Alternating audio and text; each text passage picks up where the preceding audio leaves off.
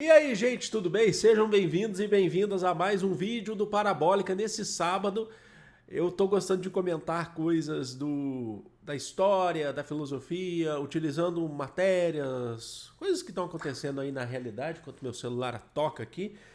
E é o seguinte, saiu uma reportagem, e eu vou mostrar essa reportagem para vocês, que é a reportagem da inteligência artificial que criou o rosto de Cristo a partir do Santo Sudário.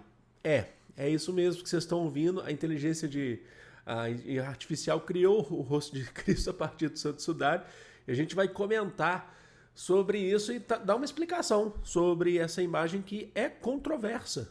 Será que a inteligência artificial está certa, está errada? Então, ó, já se inscreve no canal se você ainda não for inscrito e porque além de vídeos como esse, a gente tem revisão de história, história geral, história do Brasil, filosofia, geografia, história da arte, sociologia, tem muita coisa, conteúdo para ajudar você para o Enem e demais vestibulares. E de repente uma matéria dessa, um vídeo desse com cunho histórico, pode te ajudar também, inclusive, na redação ou em questões. Sábado é um pouco mais descontraído. Eu estou um pouco doente, por isso que a minha voz está saindo assim um pouco. Mas vamos lá, eu vou deixar o link aqui de reportagem na descrição, o que sempre for referência bibliográfica, eu deixo aqui para vocês. Essa reportagem é do jornal O Tempo, que é um jornal de Belo Horizonte, certo? Mas ela se acha em outros aparelhos de mídia também. É que foi o que eu utilizei, eu fiz um pequeno tweet ontem sobre isso, inclusive refutando, que eu não gosto dessa palavra refutar, né? Quem sou eu para refutar, mas explicando por que essa imagem ela é extremamente controversa. E a gente vai passar por esses pontos aqui. Eu fiz no Twitter, achei que não ia dar nada, mas teve uma galerinha lá que comentou, que compartilhou.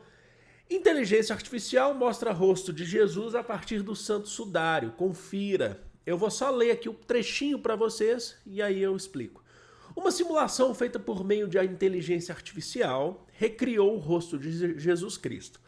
O feito usou como base o Santo Sudário, o que, segundo a tradição, cobriu o corpo de Cristo após sua crucificação. Então é um tecido que após a crucificação de Cristo cobriu, isso era comum, tá? Em algumas civilizações ainda mas era comum, né, você cobrir após a crucificação. Então certamente Cristo recebeu essa cobertura, mas nada prova que esse santo sudário é de Jesus de Nazaré.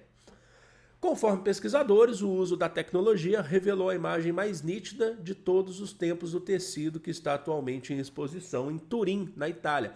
Tanto é que a gente chama esse sudário de Turim. Ele está na Itália, hoje ele pertence à igreja, ele foi doado da Casa de Savoia para a Igreja Católica, para o Vaticano, né, na verdade, nos anos 90, para mostrar como Nazareno poderia ter sido. Nesta semana, a Igreja Católica celebra os 90 anos desde a primeira vez que o Santo Sudário foi exibido publicamente em 4 séculos. Esse objeto misterioso e altamente debatido é acreditado pelos cristãos de acordo com a sua crença por retratar o verdadeiro rosto de Jesus Cristo após sua suposta envoltura nele após a crucificação da Gólgota, nos arredores de Jerusalém. Para comemorar essa ocasião, o jornal britânico Daily Star resolveu utilizar o Midjourney, uma inteligência artificial capaz de recriar imagens a partir de algumas características compartilhadas, para mostrar como Jesus se parece em comparação com o tecido original de 4,2 metros de comprimento. Então, a gente tem a reportagem, depois tem uma explicação do Santo Sudário, mas como eu expliquei para vocês, vamos contextualizar. Nada comprova que esse sudário ele é de Jesus de Nazaré, nada comprova. Ele já tem mais de 500 anos. Esse sudário está sob posse, né? Se eu não me engano, ele foi descoberto na Idade Média. Então você tem já uma ideia dele já desde fins da Idade Média. Ele dificilmente é exposto, mas ele é de Turim, na Itália, e pertence hoje ao Vaticano por uma doação. E se a gente começar a pensar, eu relatei alguns pontos aqui lá no Twitter, no meu tweet e aqui eu quero falar para vocês. Você tem uma comprovação de que ele é o sudário de Cristo, tá? Inclusive, ele vem à tona no final da Baixa Idade Média, num período onde a própria Igreja Católica era muito criticada, e membros da igreja, ou fiéis da igreja, eram muito criticados pela questão da simonia, que é o que o Lutero vai reclamar lá em 1517, né? Que é a venda de artigos religiosos falsificados. Então você tinha muita coisa disso circulando, lascas da cruz de Cristo. A cruz de Cristo nunca foi encontrada. Então sempre de imagens religiosas, artefatos religiosos, o osso do burrinho que levou Cristo, né? Você tem até, acho que se eu não me engano, é o Erasmo de Roterdã que diz que se juntasse todas as lascas da cruz de Cristo que o clero vendia no final da Baixa Idade Média, falando que era da cruz de Cristo, dava para montar a Arca de Noé, pra você ter noção. Então você tem esses contextos. A imagem de Cristo, eu já mostrei ela para vocês, posso estar mostrando de novo, essa que foi recriada, que eu acho que é extremamente controvérsia, ela, tô vendo a imagem aqui, ela é uma imagem que não tem sentido pro local, pro espaço e tempo. É um Jesus basicamente europeu, é um Jesus com traços europeizados, e assim, não tem nem muito o que falar sobre isso. Geneticamente, eu não sou biólogo, não sou da genética, eu sou da história, eu sou da humanas, mas dentro do contexto do espaço e tempo, geneticamente não tem sentido você ter em meio ao local, né, do nascimento de Jesus nascer um europeu, basicamente. Mas, assim, não é nem um europeu a lá povos indo-europeus como os latinos. Não tem nenhum traço de um latino, por exemplo. Certo? Mas essa imagem, ela acaba sendo mais comum. A partir do século XVI, essa ideia de Jesus com traços europeizados é muito comum, porque, por exemplo, a gente começa a ter mais imagens de Cristo a partir do Renascimento principalmente italiano. O que você tem no Renascimento italiano? Você tem, por exemplo, a Santa Ceia, do Da Vinci, você tem algumas obras. E é interessante destacar que é uma característica e a Itália, nesse período do Renascimento, é um local de muita cultura, muita troca cultural. Então ali você já tem etnias e etnias circulando, por exemplo, em Florença, em Roma mesmo. A gente está no século XVI, XV e XVI aqui. E é interessante destacar, e eu já falei isso outras vezes, se vocês acompanharem nossas aulas de história da arte também, era uma característica do Renascimento ter uma influência do mundo antigo, do mundo greco-romano, principalmente é o que a gente chama de antiguidade clássica, ocidental, Grécia e Roma. Jesus está dentro do contexto de Roma, certo? Mas é característica também do Renascimento pegar o que é do mundo antigo, do mundo greco-romano, trazer para a atualidade deles, que era o século XV, depois entrando no século XVI, com características da Itália do século XV e XVI. Então, por exemplo, se a gente pega aquela obra do Rafael Sanzio, que é a Academia de Atenas, você tem lá os filósofos gregos importantes, desde o período pré-socrático até o helenístico, eles não vestiam aquelas roupas, eles não tinham aquele espaço necessariamente. O que o Rafael Sanzio fez? Pegou os filósofos e colocou dentro de um contexto do Renascimento. E basicamente é isso que se fez com Jesus também, com a imagem de Jesus. Pegar um Jesus que você não tinha noção, você não tem noção de como que era especificamente o seu rosto, mas você tem uma ideia da questão da sua tonalidade de pele, dos seus traços, mesmo sem saber o rosto específico, e traz para a realidade do Renascimento. Isso foi muito utilizado. A vestimenta, então você tem vários modelos desses, sabe? Então, levar para o Renascimento. Então, aqui é um ponto inicial para a gente entender esse Jesus europeu, esse Jesus loiro. Quando a gente chega, por exemplo, no século XX, são duas questões aqui que eu quero falar para vocês.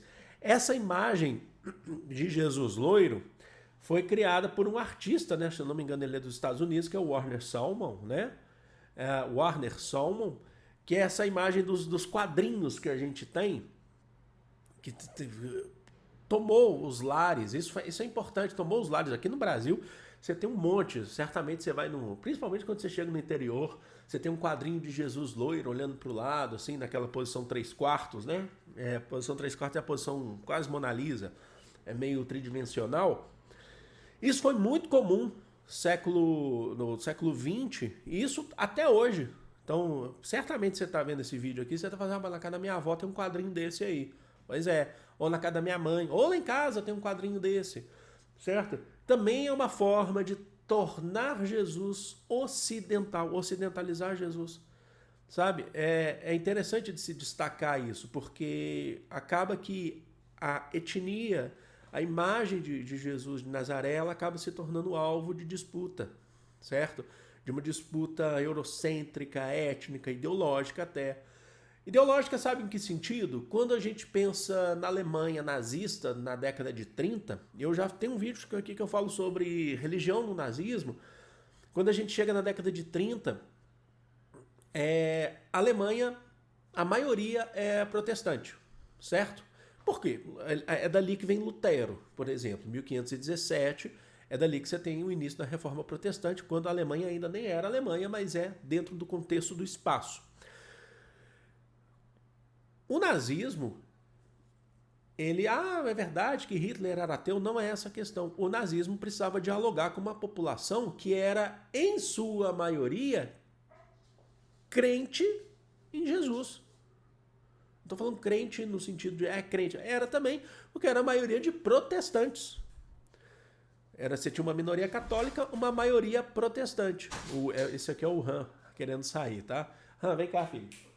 E aí, o que o Hitler, né, a ideia, inclusive isso está muito em Hitler e está muito no Goebbels, né, que é o ministro da propaganda, vai fazer como dialogar com uma população para entender e aceitar esse nazismo. Na verdade, não há um diálogo, há uma força bruta em cima, mas é sim colocado uma parte ideológica muito forte, que é a ideia de arianizar Jesus. Jesus se torna ali um ariano.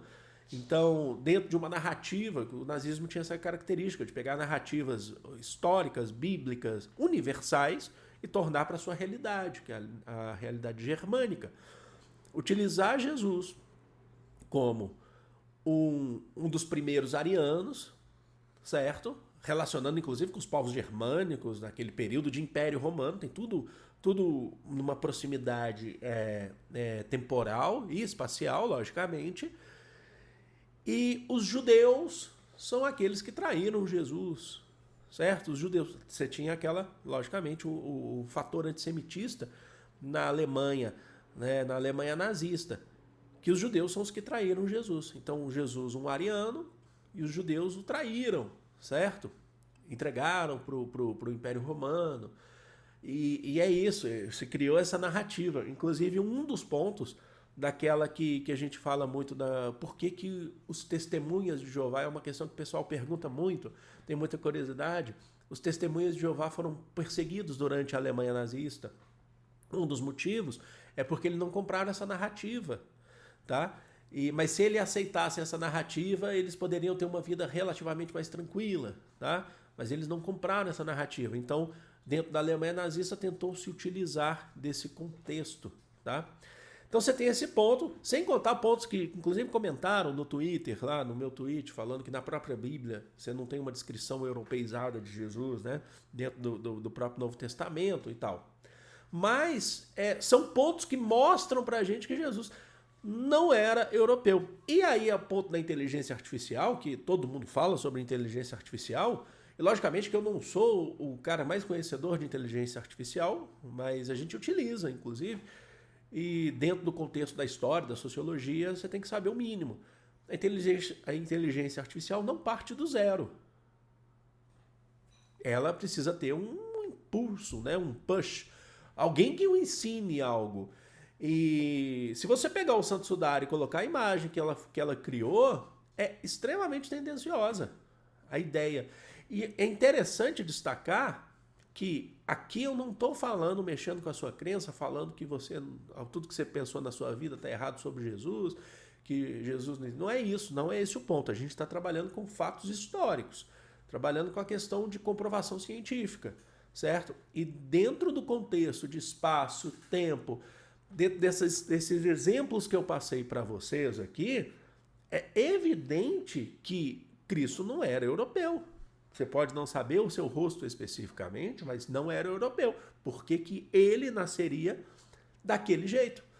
Só ele, no meio de um contexto. Isso tudo já foi muito falado, mas é porque agora com a inteligência artificial a gente tem que acreditar na inteligência. Ah, porque foi a inteligência que criou. A inteligência criou porque alguém a ensinou a seguir de uma certa forma, tá? Então fica a dica para vocês, vai que numa redação pode ser cobrado isso. Isso inclusive já foi ponto de debate naquele período da divisão, final da Idade Média, naquela divisão da igreja onde se cria dois papados, né? Você tinha o papado de Avignon na França e o papado de Roma. O papado de Avignon questionava a ideia do santo sudário, já questionava naquele tempo, certo? Então esse é um ponto importante, que o sudário existe, mas não necessariamente você tem uma comprovação de que ele foi de Jesus de Nazaré. E aí você tem esse outro ponto, desse passado histórico que a gente tem, dessa construção da imagem de Jesus, e a inteligência artificial que ela só pode ensinar, ela só pode fazer a partir dos ensinamentos que a gente dá para ela, certo? Então é isso. Espero que vocês tenham curtido, espero que vocês tenham gostado, ficou até um pouco maior do que eu imaginava, mas tá aí. Vou ficando por aqui, desculpa aí, tá doentão aí, ó. Repara no que eu tô falando, né? Vamos lá. Amo vocês de coração, um grande beijo. Fui!